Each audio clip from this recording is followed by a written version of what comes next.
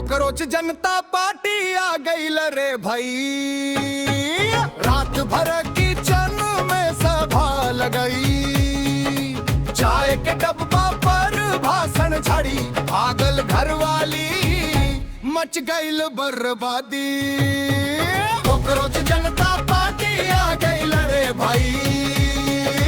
रात भर किचन में सभा लगाई, चाय के डब्बा पर भाषण झाड़ी, पागल घरवाली मच गई बर्बादी।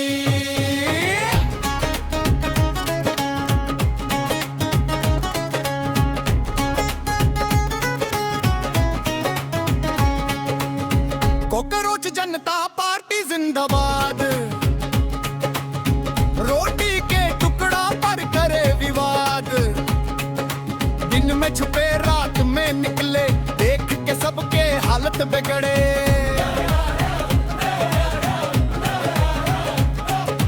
फ्रिज के पीछे बनवल फ्रीज,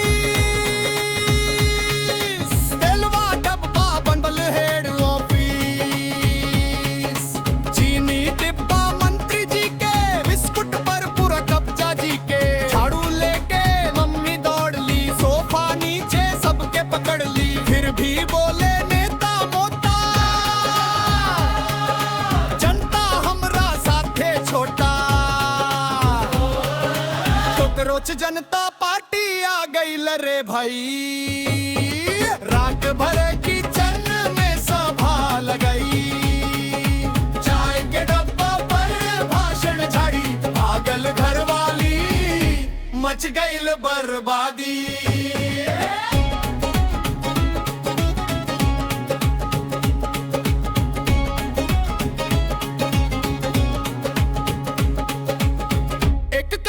मंत्री बनब, तुझा बोल राजा बनब, तीसर वाला मंच सजावे, चौथा पीछे दाल चुरावे, मच्छर भाई प्रेस बुलवावे, चिपक गली जी डर से आवे।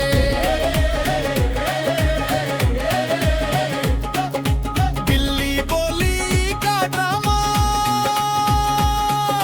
भागल सबके पूरा नाना। अरे हटस हटस हटस रे भाई, कोकरोचवा फिर से आई किचन में, अब अलर्ट बजा, स्प्रे उठावा जल्दी राजा। अंतिम मुखड़ा, कोकरोच जनता पार्टी टूट गई रे भाई। स्प्रेवा पड़ते हालत खराब आई, झाड़ू से ना जीत मनाई, घर में फिर से शांति आई, घर में फिर से शांति।